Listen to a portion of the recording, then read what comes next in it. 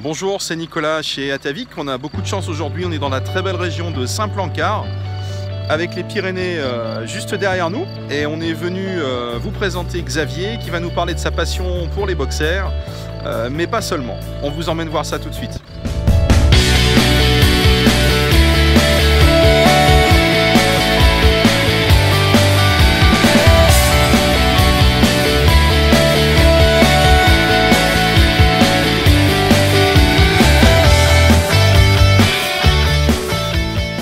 Bonjour, je m'appelle Xavier, je suis éleveur de chiens de race boxer sous l'affixe des Blagues du Cagir. J'ai choisi de boxer parce que c'est une race que j'aime beaucoup, c'est un chien athlétique, c'est un chien assez polyvalent, aussi bien dans le travail qu'en tant que chien de famille. Je me suis passionné au niveau des chiens quand j'ai acheté ma première chienne boxer en 2003. Et là, j'ai commencé un peu d'élevage en amateur.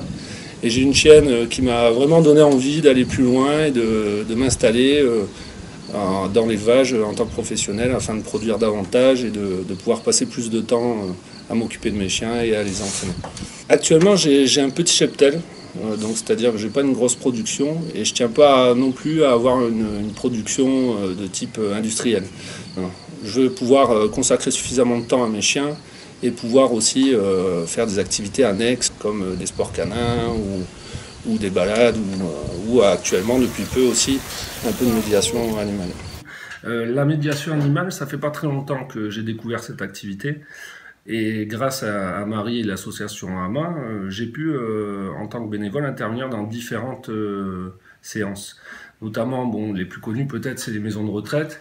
Et ce que ça m'a apporté, et surtout au niveau de mes chiens, j'ai été agréablement surpris de voir comment ils savent s'adapter et l'effet qu'ils peuvent produire, le lien qu'ils vont savoir générer à l'approche des personnes. Alors qu'est-ce qu'on va faire cet après-midi avec Mag, Xavier? Cet après-midi, on va dans une maison de retraite à Saint-Gaudens, maison de retraite Aurélia. Et on va rejoindre Marie de l'association AMA.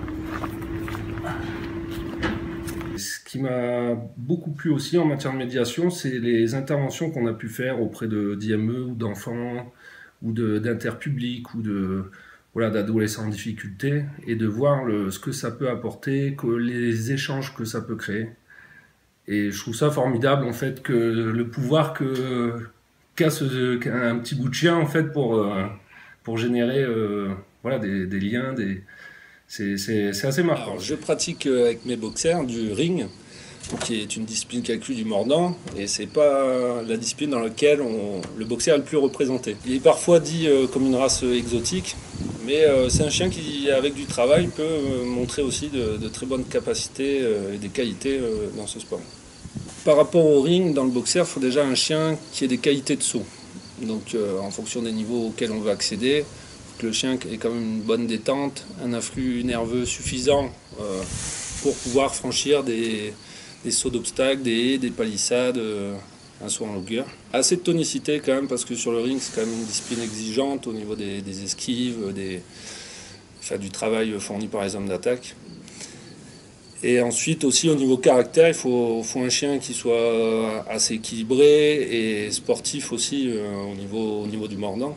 D'ailleurs, ces qualités-là, je les utilise beaucoup aussi dans la sélection en élevage, parce que je trouve qu'il faut vraiment attacher une importance à la sélection du caractère du chien, parce que autant pour qu'il soit un bon chien de compagnie que pour un chien de sport, l'important c'est que le chien soit sûr de lui, équilibré, stable, et je pense que c'est avec ce type de caractère qu'on obtient de meilleurs résultats. Que ce soit avec Déméter, qui est ma chienne la plus ancienne, avec qui j'ai pratiqué du ring et du monde du ring. Et aussi bien avec Jarek, qui actuellement vient d'avoir son brevet chien de défense et qui sait très bien s'adapter aussi à faire de la médiation animale, à la fois avec des personnes âgées et des enfants. Après, c'est vrai que dans une portée, on va privilégier chez un passionné du travail un chien qui va être plus vif ou avec un caractère un peu plus fort.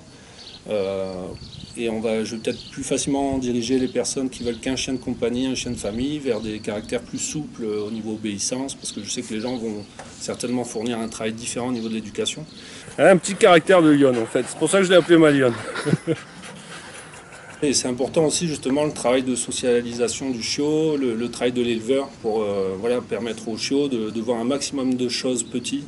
Parce que plus il verra de choses petites, moins il aura peur de ce qu'il ne connaît pas à l'âge adulte. D'ailleurs, le club de race aussi encourage au niveau des sélections à passer des tests de caractère pour tester le courage du chien, le retour au calme après le mordant.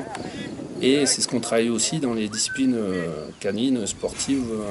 C'est pas vraiment un métier facile, c'est d'abord une passion, je pense.